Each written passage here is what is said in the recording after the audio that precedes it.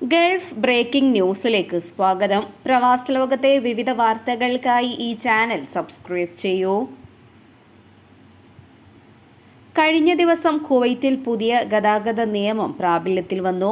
പ്രധാന ലംഘനങ്ങളിൽ seat belt ധരിക്കാതിരിക്കുക, mobile phone ഉപയോഗം, road അടയാളങ്ങൾ പാലിക്കാതിരിക്കുക, തെറ്റായ ദിശയിലേക്ക് വാഹനമോടിക്കുക എന്നിവയെല്ലാം ഉൾപ്പെടുന്നു.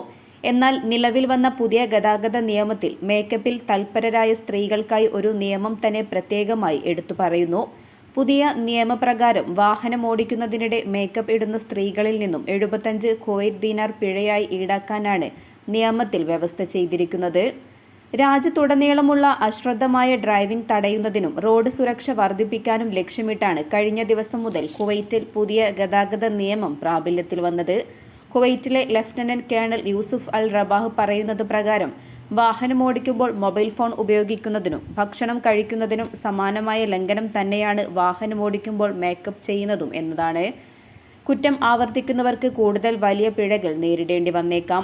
2024 റോഡ് അപകടങ്ങളുടെ പശ്ചാത്തലത്തിലാണ് കുവൈറ്റിൽ പുതിയ തീരുമാനം. 14 വയസ്സിന് താഴെയുള്ള 11 കുട്ടികൾ ഉൾപ്പെടെ 284 റോഡപകട മരണങ്ങളാണ് കഴിഞ്ഞ വർഷം കുവൈറ്റിൽ മാത്രം സംഭവിച്ചിട്ടുള്ളത്. കുവൈറ്റിലെ പ്രമുഖ വ്യക്തികളും സോഷ്യൽ മീഡിയ ഇൻഫ്ലുവൻസർമാരും ഈ വിഷയത്തിൽ അവബോധം വ്യാപിപ്പിക്കാനായി രംഗത്തെത്തിയിട്ടുണ്ട്. അതേസമയം നിയമം പ്രാബല്യത്തിൽ വന്ന ആദ്യ ദിവസം നിയമലംഘനങ്ങളിൽ 71% കുറവാണ് രേഖപ്പെടുത്തിയിരിക്കുന്നത്. ആഭ്യന്തര മന്ത്രാലയത്തിന് കീഴിലുള്ള ഗതാഗത വകുപ്പ് ഓട്ടോമാറ്റിക് മോണിറ്ററിംഗ് ക്യാമറകൾ എന്നിവ കണ്ടെത്തിയ ലംഘനങ്ങളുടെ എണ്ണത്തിലാണ് ഈ ഗണ്യമായ കുറവ് രേഖപ്പെടുത്തിയിരിക്കുന്നത്. കുവൈറ്റിൽ ഗതാഗത രംഗത്ത് അച്ചടക്കം വർദ്ധിപ്പിക്കുന്നതിനും റോഡ് സുരക്ഷ മെച്ചപ്പെടുത്തുന്നതിനും ലക്ഷ്യമിട്ട് നടപ്പിലാക്കിയ 1976 ഗതാഗത നിയമത്തിൽ നിരവധി പരിഷ്കാരങ്ങൾ വരുത്തി ഏപ്രിൽ 22 പുതിയ നിയമം പ്രാബല്യത്തിൽ വന്നത്. പുതിയ ഗതാഗത നിയമം അനുസരിച്ച് കടുത്ത ലംഘനങ്ങൾക്ക് കനത്ത പിഴയും ജയിൽ തടവും ഉണ്ടാകും. എല്ലാ ലംഘനങ്ങൾക്കുമുള്ള പിഴത്തുകയും വർദ്ധിപ്പിച്ചിട്ടുണ്ട്. സൗദി അറേബ്യ സന്ദർശിക്കുന്ന വിനോദസഞ്ചാരികൾക്ക് ഇനി മുതൽ അവർ നൽകിയ മൂല്യവർദ്ധിത നികുതി തിരികെ ലഭിക്കും. രാജ്യത്തെ താമസത്തിനിടയിൽ സാധനങ്ങൾക്കും സേവനങ്ങൾക്കും നൽകുന്ന 15% മൂല്യവർദ്ധിത നികുതിയാണ് തിരികെ പോകുമ്പോൾ റീഫണ്ടായി ലഭിക്കുന്നത്. പുതിയ വാറ്റ് ഇളവ് പ്രാബല്യത്തിൽ വന്നതായി സകാത്ത് ടാക്സ് ആൻഡ് കസ്റ്റംസ് അതോറിറ്റി അറിയിച്ചു. പുതുക്കിയ ചട്ടങ്ങൾ അനുസരിച്ച് അംഗീകൃത സേവന ദാതാക്കളിൽ നിന്നും സാധനങ്ങൾ വാങ്ങുന്ന യോഗ്യരായ ടൂറിസ്റ്റുകൾക്ക് വാറ്റ് നിരക്ക് 0% വിനോദസഞ്ചാരികൾ സൗദി അറേബ്യയിൽ നിന്നും മടങ്ങുന്ന സമയത്താണ് താമസത്തിനിടെ അടച്ച വാറ്റ് തുക തിരികെ ലഭിക്കുന്നത്. വിനോദസഞ്ചാരികൾക്കുള്ള നികുതി റീഫണ്ട് പ്രക്രിയ കൈകാര്യം ചെയ്യാൻ പ്രത്യേക സേവന ദാതാക്കളെ സകാത്ത് ആൻഡ് ടാക്സ് കസ്റ്റംസ് അതോറിറ്റി ചുമതലപ്പെടുത്തി. അതേസമയം നിയമവിരുദ്ധമായ രീതിയിൽ വാറ്റ് റീഫണ്ട് നേടിയെടുക്കുന്ന ടൂറിസ്റ്റുകൾക്കെതിരെ നടപടി ഉണ്ടാകുമെന്നും അംഗീകൃത സേവന ദാതാക്കളായിരിക്കും ഇതിന് ഉത്തരവാദികളെന്നും സൗദി ഗസറ്റ് പത്രം റിപ്പോർട്ട് ചെയ്തു. മറ്റ് ഗൾഫ് സഹകരണ കൗൺസിൽ രാജ്യങ്ങളിൽ നിന്നുള്ള വിനോദസഞ്ചാരികളെയും വാറ്റ് റീഫണ്ടുകളുടെ കാര്യത്തിൽ GCCക്ക് പുറത്തുള്ള വിനോദസഞ്ചാരികളെപ്പോലെ തന്നെ പരിഗണിക്കും. ടൂറിസ്റ്റ് വാറ്റ് റീഫണ്ട് പദ്ധതിക്ക് ആവശ്യമായ മാർഗനിർദ്ദേശങ്ങൾ പുറപ്പെടുവിക്കാൻ സകാത്ത് ടാക്സ് ആൻഡ് കസ്റ്റംസ് അതോറിറ്റി ഗവർണറെ അധികാരപ്പെടുത്തിയിരുന്നു. ഈ മാർഗനിർദ്ദേശങ്ങൾ നടപ്പിലാക്കുന്നതിനുള്ള നടപടിക്രമങ്ങൾ ഉണ്ടാക്കുക, ടൂറിസ്റ്റ് യോഗ്യതാ മാനദണ്ഡങ്ങൾ നിർവചിക്കുക, റീഫണ്ടിന് യോഗ്യത നേടുന്ന വസ്തുക്കളുടെ തരങ്ങൾ വ്യക്തമാക്കുക, കുറഞ്ഞ വാങ്ങൽ മൂല്യങ്ങൾ നിശ്ചയിക്കുക, ബിസിനസ്സുകൾ അംഗീകൃത വിതരണക്കാരാകുന്നതിനുള്ള ആവശ്യകതകൾ രൂപപ്പെടുത്തുക, റീഫണ്ടുകൾക്കുള്ള അപേക്ഷാ പ്രക്രിയ വ്യക്തമാക്കുക തുടങ്ങിയ കാര്യങ്ങൾക്കാണ് ഗവർണറെ ചുമതലപ്പെടുത്തിയത്. രാജ്യത്ത് ബിസിനസ് പ്രവർത്തനങ്ങൾ കൈമാറുന്നതിനുള്ള പ്രക്രിയയും വാറ്റ് ചട്ടങ്ങളുടെ ഒരു പുതിയ അപ്ഡേറ്റിൽ അതോറിറ്റി വ്യക്തമാക്കി. മറ്റൊരു സ്ഥാപനത്തിലേക്ക് പ്രവർത്തനങ്ങൾ മാറ്റുന്ന ബിസിനസ്സുകൾ ട്രാൻസ്ഫർ തീയതി മുതൽ 30 ദിവസത്തിനുള്ളിൽ അക്കാര്യം അതോറിറ്റിയെ അറിയിച്ചിരിക്കണം. പുതിയ സ്ഥാപനം വാറ്റ് രജിസ്ട്രേഷൻ ഇല്ലാത്ത സ്ഥാപനമാണെങ്കിലാണിത്.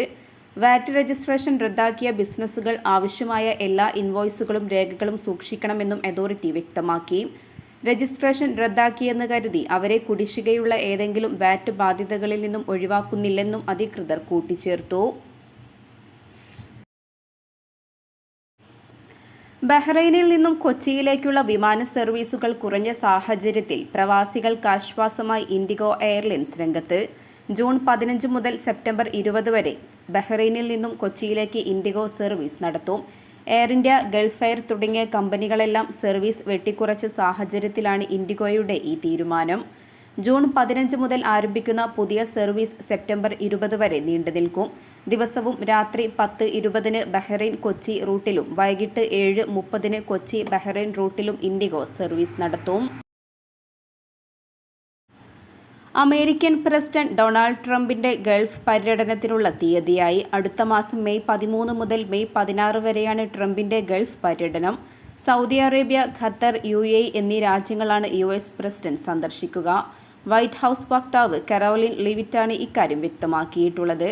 ജനുവരി 20 അധികാരമേറ്റതിന് ശേഷം ഫ്രാൻസിസ് മാർപ്പാപ്പയുടെ സംസ്കാര ചടങ്ങിൽ പങ്കെടുക്കാൻ വത്തിക്കാൻ സന്ദർശിക്കാനെത്തിയ US പ്രസിഡന്റിന്റെ രണ്ടാമത്തെ അന്താരാഷ്ട്ര യാത്രയാകും ഗൾഫ് പര്യടനം. തെരഞ്ഞെടുപ്പിന് ശേഷമുള്ള ട്രംപിന്റെ ആദ്യ ഫോൺ കോൾ സൗദി കിരീടാവകാശി മുഹമ്മദ് ബിൻ സൽമാൻ ആയിരുന്നു. 8 പതിറ്റാണ്ടിലേറെ നീണ്ടുനിൽക്കുന്ന US സൗദി ബന്ധം ഏറെ ദൃഢവും ആഴത്തിലുമുള്ളതാണെന്ന് വൈറ്റ് ഹൗസ് അറിയിച്ചു. USുമായി വ്യാപാരത്തിലും നിക്ഷേപത്തിലും ഉൾപ്പെടെ $600 ബില്യൺ നിക്ഷേപിക്കുമെന്ന് ജനുവരിയിൽ സൗദി കിരീടാവകാശി പ്രഖ്യാപിച്ചിരുന്നു. അമേരിക്കൻ കമ്പനികളിൽ $1 ട്രില്യൺ ചെലവഴിക്കാൻ സൗദിക്ക് പദ്ധതിയുണ്ടെന്ന് അവർ സമ്മതിച്ചതായി നേരത്തെ ട്രംപ് വെളിപ്പെടുത്തിയിട്ടുണ്ട്.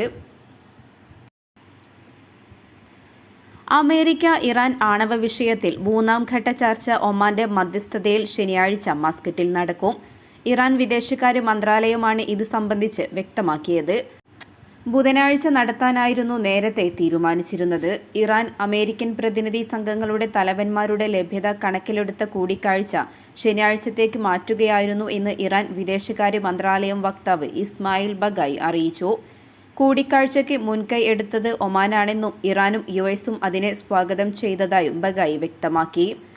ദിവസങ്ങൾക്ക് ഇറ്റലിയുടെ തലസ്ഥാനമായ റോമിൽ 2ാം ഘട്ട ചർച്ച ഒമാൻ വിദേശകാര്യമന്ത്രി സയ്യിദ് ബദർ ഹമദ് അൽ ബുസൈദിയുടെ മധ്യസ്ഥതയിൽ നടന്നിരുന്നു. റോമിലെ ഒമാൻ എംബസിയിലായിരുന്നു 4 മണിക്കൂർ നീണ്ട ചർച്ച നടന്നത്. വ്യത്യസ്ത മുറികളിൽ ഇറാൻ വിദേശകാര്യമന്ത്രി അബ്ബാസ് അറാഖ്ചിയും US പ്രസിഡന്റ് ഡൊണാൾഡ് ട്രംപിന്റെ മിഡിൽ ഈസ്റ്റ് പ്രതിനിധി സ്റ്റീവ് വിറ്റ്കോവും Sayyid Badr bin Hamad Al ബുസൈദിക്ക് തങ്ങളുടെ കാഴ്ചപ്പാടുകൾ കൈമാറുകയായിരുന്നു. 2ാം ഘട്ട ചർച്ചകളെ സൃഷ്ടിപരം എന്നും വളരെ നല്ല പുരോഗതി കൈവരിക്കുന്നതുമാണ് ഇരു കക്ഷികളും വിശേഷിപ്പിക്കുന്നത്. ഏപ്രിൽ 26 ഒമാനിൽ വീണ്ടും കൂടിക്കാഴ്ച നടത്തുന്നതിന് മുമ്പ് വരും ദിവസങ്ങളിൽ സാങ്കേതിക തലത്തിലുള്ള ചർച്ചകൾ നടക്കുമെന്ന് അറാഖ്ചി നേരത്തെ പറഞ്ഞിരുന്നു. സാധ്യമായേക്കാവുന്ന കരാറിന്റെ വിശദാംശങ്ങൾ വിദഗ്ധർ ചർച്ച ചെയ്യുമെന്നത് ചർച്ചകളിലെ പുരോഗതി സൂചിപ്പിക്കുന്നു.